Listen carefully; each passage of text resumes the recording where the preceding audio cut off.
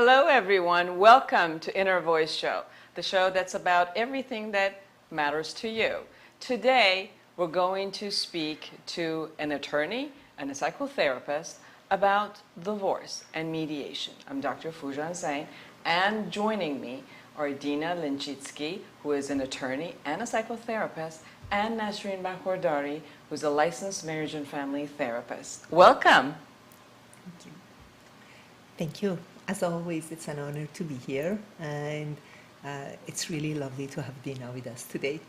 It is a joy to have Dina with us. The reason we asked Dina to join us is she is part of our team in Personal Growth Institute, which is psychological services. We offer a different gamut of range of psychological services, such as psychotherapy, neurofeedback. We have joined by a psychiatrist recently. We do art therapy, and we also have added the mediation to the whole services. So we asked Dina to join us, and with Nasrin Barkhordari to talk about different aspects of how divorce really affects us. And some parts of it obviously is psychological, and some parts of it are legal, because we could just be separated. But it seems like the legal matters really matter in the way that we do things and the way that it really puts pressure on us and the whole family system. So we wanted to tell you a little bit about the distinctions between maybe a mediation and going to an attorney, and how that affects the whole system and the dynamic of the family. So Dina, tell us about how you actually got into wanting to do mediation, because I know that you've been an attorney for many years, and now you're in the transition and shifting to be a therapist, and you're bringing somehow the two together in a form of a mediation where hopefully there's no fight, and somehow there's an appropriate negotiation in what you want and intend to do with the clients. Well, I wanted to combine my legal knowledge with my psychological knowledge and use it to help people, and maybe lessen the effects the divorce can have, the detrimental effects that it can have on children and the parties involved. I attended a Woody Mostyn seminar, and I was trained as a mediator, that was very helpful in learning how to combine the two and how to help people go through this process in a way that is the least detrimental to the children, to the parties involved. And it covers everything. Mediation is all encompassing. You can we can help you with the legal issues, or you can, if you choose to do so, retain your own attorney, or you can have a consulting attorney present through mediation. There are many options. And there are also different people who are involved in the process. There is an attorney mediator, who is a neutral party, which is who I am. There are also therapists that can help the parties going through mediation with their own processes and their children, like how to help children go through divorce and deal with it. We can guide you step by step into helping alleviate any concerns that the children have, or helping the parents work together to create an environment where the children can thrive and they can minimize the effects of divorce. Exactly. I know that many attorneys have actually called upon me to go and sit in the room when they were working with their clients, because usually through a divorce setting they go through a lot of emotional turmoil, and they're going between whether they want to do this or not, or one person is really ready to get a divorce, usually the other person isn't, and there's so much going on, which sometimes they take upon. One person is trying to protect themselves, and they're angry. The person who doesn't want to get a divorce are probably more angry and needing to protect in some level, and that's where a lot of emotional turmoil happens. Nasrin, what do you think in your experience has been when working with the group who needed to get a divorce, and have you seen a distinct difference between the families who have gone through mediation rather than having to go through the divorce process with attorneys or just by themselves? Going to court, first of all, is very time consuming. It's very costly, but overall, it's also takes the control out of the couple's hand. And even though in California it's no blame in the courts, it's still up to judge to make decisions, and there is really no control. Whereas when the parents come to the mediation, nobody blames them, nobody takes sides with them. They look at the strengths of two parents and they use it for the benefit of the children or for the benefit of their future arrangement, whatever it could be. So it's much more contributing to their cooperation with each other, and it takes much less time going to court and the lawyers, and we know how much it falls behind from one session to the other, from 1 week to another, and sometimes it takes weeks and months and even years going through the loops of the court. Whereas in mediation, you can create these arrangements within a few weeks and be done. It's much less distressing for the children as well to go through court or to go through mediation, and they're really very little, they're not a part of it, and when they are, it's a much more friendly environment. A lot of times there is a playroom for younger children where they're being interviewed or talked to or played with through resolving what they want or what they need. So there is a huge difference. Right. Yesterday I was at a seminar, I was at a Landmark Wisdom seminar, and it was amazing. They asked people to bring some of their family members there, and who was there were a couple who had gone divorced a couple of years ago, and they were appreciating each other. And one of the most beautiful concepts that they were talking about was that the husband said to the wife, "I really thank you for who you are for my children, and I know that we're best friends. We've become more of a best friend since we've gotten divorced than when we were friends." And the lady turned around to him and said, "Thank you for your generosity and who you have been even after a divorce. And thank you that for the first time in my life and all of my friends and family's life, we've actually looked upon divorce in a way that was a growth for both of us. And you've made this experience, which is usually traumatic for everyone, an experience that has made both of us grow and has made our whole family system actually more healthy, because somehow when we were together, we weren't a match and we were not healthy." So I think it'd be amazing to be able to create that. So obviously we want everybody who decided to be married and have kids to be together and have a healthy marriage. But in case they've done everything that they could do and they no longer can be together, and it's no longer healthy to be together, healthy about each other or even the kids, then it seems like what is the next level? And it seems like when you do negotiation in a peaceful manner and you both feel that you're part of this negotiation and that there's someone who's really being kind of like taking care of both of you and somewhere in the middle and has the best of interest of the whole family system and their future in their mind while they're negotiating for you, is probably the best level that you could ever imagine for a healthy system beyond the marriage. Right. The mediator is there as a neutral party, not exactly a blank slate, but as a neutral party to help guide the parties to reach a solution that they're both comfortable with, that they both can live with. And also, I think that's available in mediation that I know a lot of people have benefited from is trial runs. You can agree on something like a parenting plan and give it a try and see if it works, and then go back into the process and see if it works or not. You know, it's an opportunity to be heard. A mediator meets with each party separately, and then a mediator would meet with both of them together.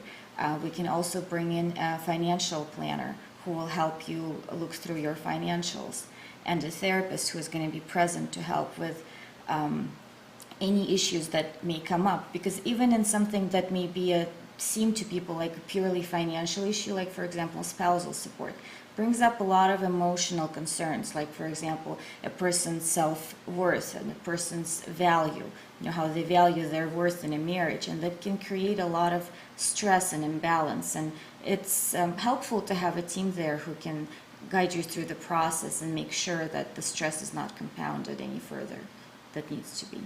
Definitely. A team of attorneys and psychotherapists and child specialists really help through the process. I know especially with couples who do have kids, one of their biggest concerns, and sometimes the reason they're not getting a divorce and they kind of prolong their unhealthy marriage is really because of the love that they have for their kids, and they don't know how this is going to affect them. So one of the things we do as psychotherapists is really work with the couple in how to talk to the children, different ages, take in a different way of handling the divorce concept. There are different fears that comes up at different age of children. So it's important first for the couple to be clear in what is it that they're getting divorced about, to get clear about who they are and how they want to be after a divorce. How are they going to talk to their kids? Is it going to be individual, or is it going to be the group of kids together? And it really depends if the kids are in the closer proximity of age or they're far apart. And then how to set it up as the custody issue. So from kind of before, knowing that the kids know that they're not going to lose either or of their parents, but they're going to be with them, and the custody level of agreements will bring some sort of safety and security and assurance for the kids in how the system will be. That yes, we're shifting and we're making a change from the way we are today, but this is the way it's going to be in the future and how they're going to be with it. This is a very important issue. People really are not aware what happens with their children. They're thinking of themselves, or I want to be a father to my infant, or to my 4 years old, or to my 12 years old, and they're thinking of what they're needing in order to be involved with the children. And they also present it at the court as such, and the court and the judge is not really informed of the different needs of children at different stages. And a need of an infant to 2.5 years old is very different than a need of a 2.5 to 6 year old, from 6 to 9 year old, from 9 to 12, from 12 to 18. Every one of these stages has its own challenges for these children. An infant feels abandoned by a parent. A 3-year-old, about 3 to 6 year old feels that they are the cause of this divorce, whereas a 6 to 9 year old blames one against the other one. And then a teenager at 12 to 18 years old, all they're thinking of is just getting out of their family and becoming emancipated much earlier than the children who are from intact families. This is what's going, not that they do it, but this is what's going on in their mind. And therefore, it's really important to have a mediator who's very knowledgeable about what the children are going through and be able to advise the parents what is the need of these children at each stage and what is to their benefit. Is it to the benefit of them to sleep in 2 houses and change from one night to the other, or is it to their benefit to stay with one parent and visit with the other one during the day? Each child at each different age has different needs. Yes, and you deal with also part of the agreement of finances and child support and child custody, right? Right. Okay, so tell our audience exactly when somebody's supposed to come in, like somebody calls you. What is the procedure? What happens after that? Well, once you call, we have to make sure that both parties agree. You know, you can't just call and say, I want to come in, and we don't want to make the other party feel like they're being dragged into it. The whole purpose of this is to make both parties feel like they're a part of this and they want to accomplish an agreement that they've both invested in and they've both feel heard and understood. So we bring both parties in at the same time and we meet with both parties. Usually people come into mediation when they've tried litigation and it has not been successful, or it's been costly and they realize that they want to spend money, because mediation is much less costly than litigation. And so we want to bring people in and we want to hear their concerns. Then we meet with each party separately, and then we have a few joint sessions, and that depends on how many issues people have. Sometimes, you know, people may choose to continue to litigate certain issues in court, and they may choose to do child custody in mediation. So we do that. And that's what they agree upon in mediation, because they don't want to expose their children to the litigation process. Or they may want to do a spousal support mediation. We can help them do that. So it can be piecemealed or it can be done together. And the length, it depends on the types of finances that people have, how complicated that is, and what their issues with their children are, and basically how willing they are to work together. Mm-hmm. The more people are willing to work together, the easier it is to accomplish a goal. I know that we've brought also an expert in finances, an accountant and a forensic accountant to the team, because obviously divorce is a financial agreement, and it's a financial agreement that really has to work for everyone for a long time after.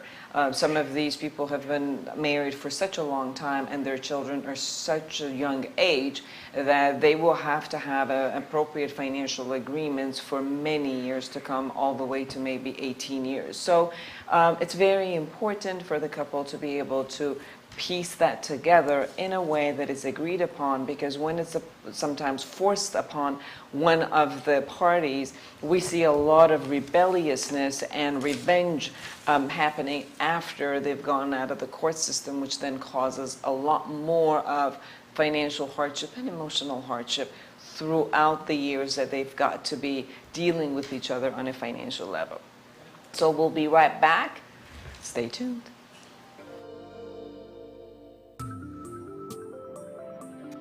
خرد زندگی، مجموعه‌ای از CD-های صوتی که شما رو به اعماق وجود خودتون میبره تا آرامش درون، خواب آسوده، رهایی از احساساتی که شما رو آزار میده و با بدن خودتون متصل میکنه، به زبان فارسی و انگلیسی.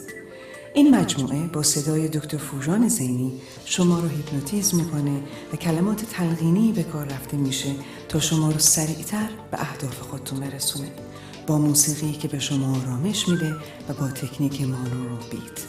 برای سفارش این CD-های صوتی با دکتر فوژان زینی در تارنمای foojan.com تماس بگیرید و یا با شماره تلفن 818 648 2140 818 648 2140.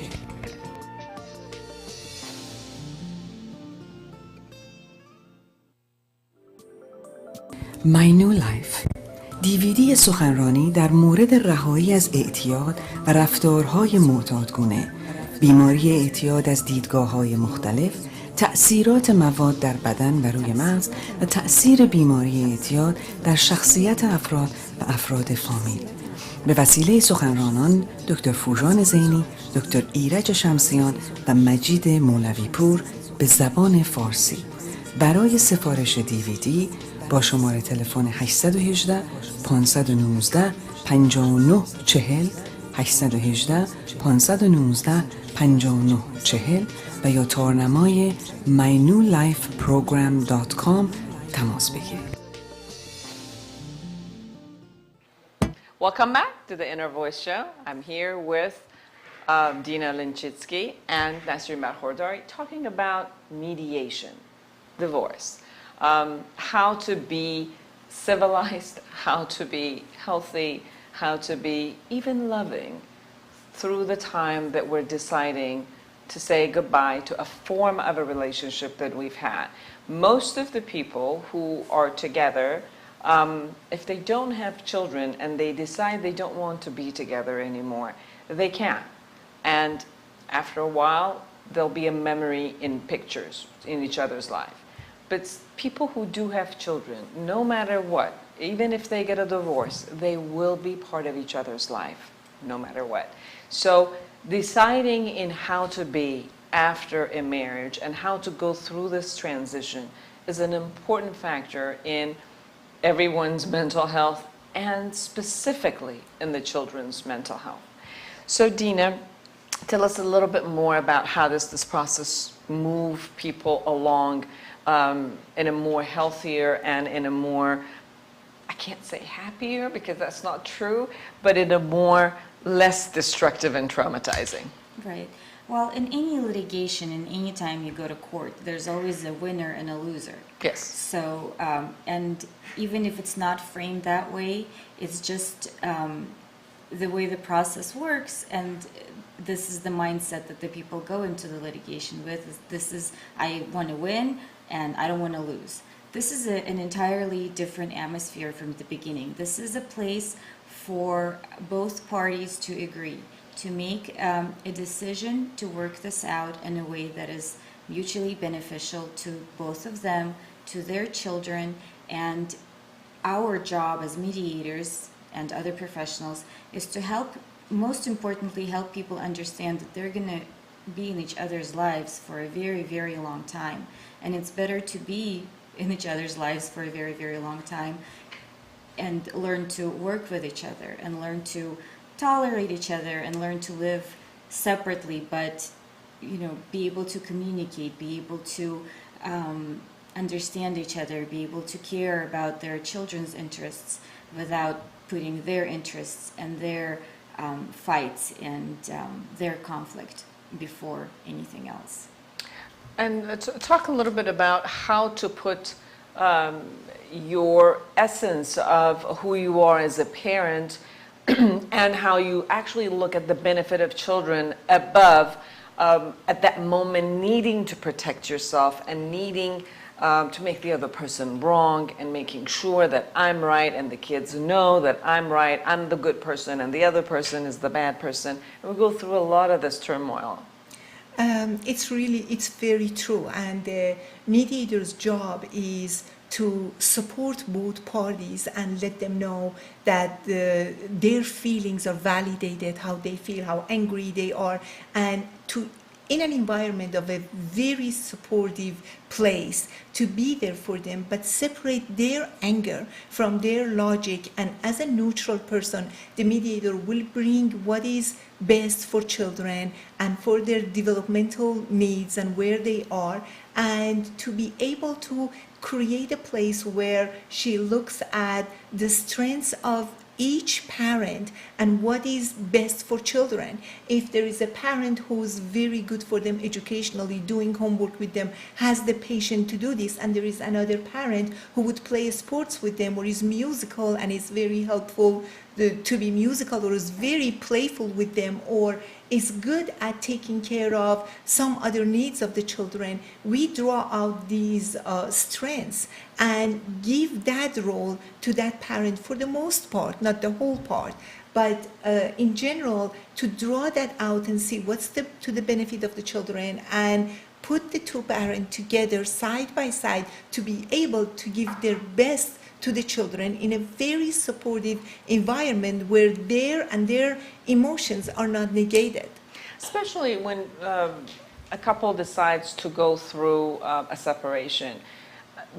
The future is unknown, completely unknown. Usually they've gone through a honeymoon phase where they've loved each other, they've worked out everything, and they've wanted to work out everything. Then they go through some sort of a power struggle stage where they make each other wrong. They're really trying to do their best. It's just not working out. Each person thinks I'm putting my 100%, the other one is not. And they try to shift things and it can't. And usually one person above and faster than the other one gives up and says, just isn't for me, and I can't. And I'm talking just regular divorces. I'm not talking in marriages that there are a lot of trauma and abuse and all of that. But in normal divorces, this is families, in marriages and divorces, this is the path that usually takes. And then after a while, the one person decides that I need to get a divorce, or even one person kind of removes themselves from the marriage. So they've gotten the psychological divorce, although they haven't gotten a physical or a financial divorce. They've actually gotten a psychological divorce.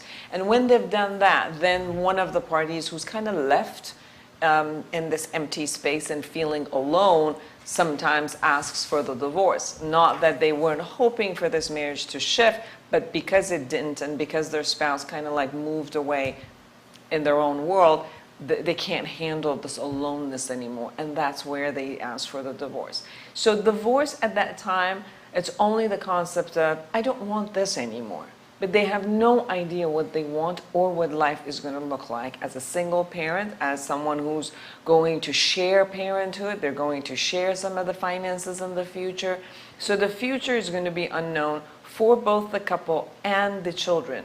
And nobody likes unknownness because it produces a lot of anxiety. So then anxiety comes in the room when they're trying to negotiate about the future plans. Each one of them might have an idea about what would look like, but most people, it's only an idea. They don't really know how life is going to turn out. So one of the ways that it really helps is that divorce therapy and mediation therapy and mediation on a legal term, it brings up and it attempts to create blueprint about the next year and the year after of how these processes should take place so that it involves all of the parties and makes it a little bit easier to pass through this transition time for themselves. So Dina, tell us a bit about how do you support this transition time step by step when you're looking at the financial piece and their emotional piece. And I think it really helps because you're both an attorney and a therapist. So in both elements, when you're in the room, you're taking care of them.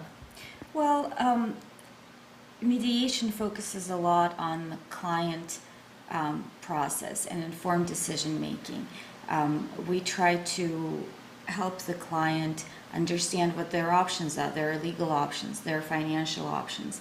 And we go through and we try to see the big picture. You know, some people, they may focus, for example, on the home or on their retirement accounts. And we try to go through it step by step, you know, and try to help the client see the big picture and see how they can learn to live with it and how they can maybe meet their interests and their partner's interests and their children's interests, and how that can all be worked in and balanced together.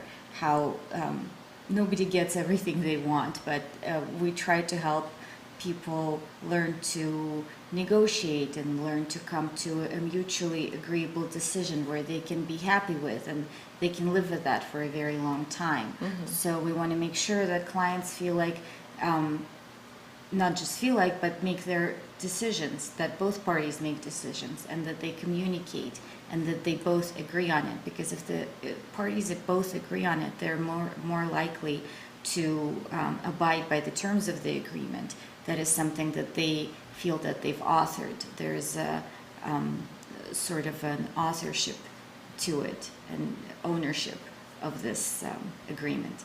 And I know that sometimes in actuality they do attempt to agree, and then they go home and another part which is resisting or just didn't want to, or they go and talk to their family members or friends and they're like, no, you shouldn't do this and you should be doing this and this and you should be protecting yourself and all of that. So they still have the space of mediation to come back to and renegotiate some of the aspects which they may be negotiated at the beginning, but they don't feel that was a fair negotiation for them. Or they went and talked to some of their friends and said, well, I didn't have enough information and I just wanted another way. And it seems like until the actual papers are drawn and final signatures are there, there's a lot of sessions that can be there and room for renegotiations until they really, really feel that they agree and they feel comfortable with what's happening, which is, again, less costly to go to a mediator and a therapist, who are a team who's working together to go back and forth through these renegotiations versus each person having to deal with all of these re-decisions and re-negotiations through two attorneys who are each charging about $400, $450 an hour to do any types of renegotiation.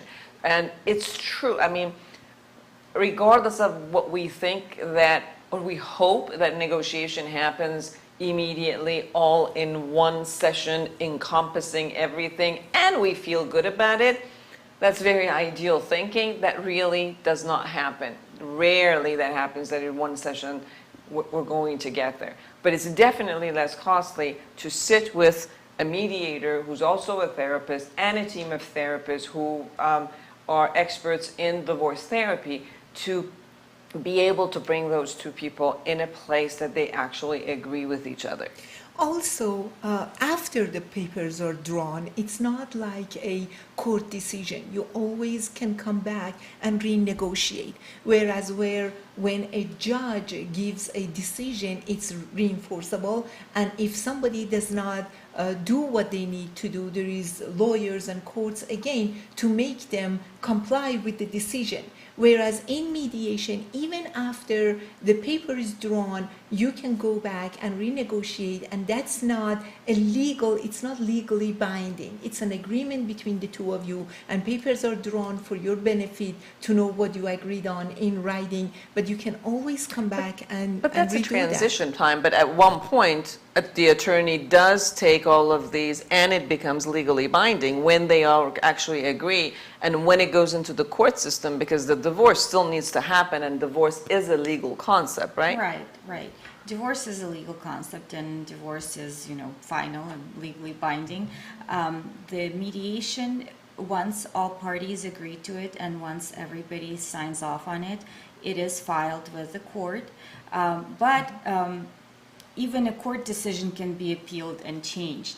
The difference is that when you go back and you want to change something that the court has decided, it is extremely costly. You have to involve attorneys again. You have to go through the legal system, through all the processes. Whereas with mediation, you go back to the same mediator, and we don't have to go through the whole process again. We just focus on that one issue, and since the parties are already familiar with the process, they're already familiar with our team, we can, in a short period of time, help them resolve this one issue and move forward. Right. Because what I remember with many of my clients that are going through a divorce, if one of them, in the midst of this has another experience or talks to family members and wants another concept, by the time they call their attorney and their attorney has to charge them, and then their attorney calls the other attorney or writes a letter to the other attorney charges. By the time they get it to the person, then they have their own reaction, and then the attorney and the person have their own reaction and it's usually in the context of fighting. So then they'll fight and then they'll come back, and you go back and forth with this, four people in the middle who really not talking to each other. It takes longer and it costs a lot more, rather than having the two come back, have a session with the mediator, and sit down and go back and forth. And if there needs to be a therapist within that session, they can, they'll still maybe 3 or 4 people, but they're all together. They're sitting down, they're all working for a unified concept of an agreement, which not only takes less time, which can happen in 1 to 2 hours, and it will be costing much less, 1/10 of going back and forth, just to keep renegotiating the items that needs to be renegotiated. Right. And on top of that, the court hearing is public information, whereas being with mediation and working with mediator is confidential, completely confidential, and everything stays with the mediator, and it is not open to other people's hearing from it, from financial agreement to any other agreement. So what part of this is confidential? It's a very good point that you made, but I wonder, because obviously when it becomes a divorce, it becomes a public record, whether it was through mediation or whether it was through divorce. So is it that the process is confidential? So for example, if people are actually fighting in the court, everything that is in the court and they're fighting becomes a public record, while if they go through a mediation, everything was kept private, and then only when it's gone to the court in order for the divorce to be complete, then all that the public knows about it is that they're divorced? That's exactly right. Once the parties reach an agreement in mediation, both parties signed a release of confidentiality, and whatever the court needs to be filed with the court, that is obviously public record. However, in the process, when people go through divorce, there are many legal papers filed, legal documents filed, where people there are many disclosures required of information, of things people say about each other that will later be available to their children when they grow up. You know, everything is public record, whereas here people can fight privately, and that is a great benefit. You know, it's like fighting in your own home, but having a person there to make sure it doesn't get out of control and helps you reach a resolution. Mm-hmm. So what is a case that you, not obviously talking about who they are, but the essence of the experience that you've had with a couple who's gone back and forth, and if they went to an attorney, it would have been longer and lengthier and much more costlier, and you know, a case example of how mediation has actually brought that down on both level and has made an easier way of handling the today and the tomorrow? Well, the costs of mediation, the average cost of mediation is about $6,500. The average cost of litigation is $70,000+. Woohoo! 70,000. Yes, and also Wait. 6,500. Let's just say 7,000 Right. to 70,000. and these Wow. are the figures from msnbc.com, so they're available online. These are the study figures, and you know, mediation also gives you the benefit of confidentiality, privacy, a chance to be heard, a chance to feel like you're part of the process, not to feel like you're a part of a fight where you have to be a winner or a loser. I think $70,000, everybody's a loser. But, you know, not to feel like you're a winner or a loser, but to feel like you're part of the team and give you a chance to look forward to the future where you can see yourself working together Yes. with this person for the benefit of your children, Right. maintaining a relationship with your children and with your former partner. And I think one thing that I think is great for everybody to know, which is each party can and usually does, and it's recommended by us to get a consultation by their own attorney. And even when the mediation is done, to take the mediation papers to their own attorney and have it approved or get second opinions about it. It's just that the cost of an attorney that each person actually goes and gets is going to probably be $400, maybe one or 2 hours of consultation for them, rather than the $70,000 worth of fight. These are very, very different. But it's important to know that people can, may, and should have their own attorneys, which also looks at this whole process, so that they feel that no matter what, they have been taken care of and their legal rights have been included in all of that. So last word. We talked mostly about divorce, but really the use of mediation is for all sorts of family matters, like prenuptial and premarital agreement, financial or budget disagreement, separation, divorce, alimony, parenting issues, which we talked about, elder care, adult and sibling conflicts, and also parents with adult children conflicts and estates. So all the matters of the family, whatever conflict arises in the family, could be resolved in mediation rather than be taken into court and go that way. Great. Thank you so much, both of you, for being here, and thank you for being with us. Now, Toronto people, I'm going to be there April 26th, Saturday, from 2 to 6. And I'm going to be having a workshop. It's not a lecture, it's going to be a workshop, so it's going to be hands-on, talking about communication in the family. So it's going to be in Persian, so I'm going to talk to all the Iranians who speak Persian to join me. It's going to be free. What's better than that? Free. So be there Saturday, April 26th from 2 to 6. I'll be there with you, telling you about the latest research in teenage brain, and how to communicate mostly with your teenagers, because that's probably the hardest one to do. So thank you for being with us. Take good care. Until the next show, goodbye.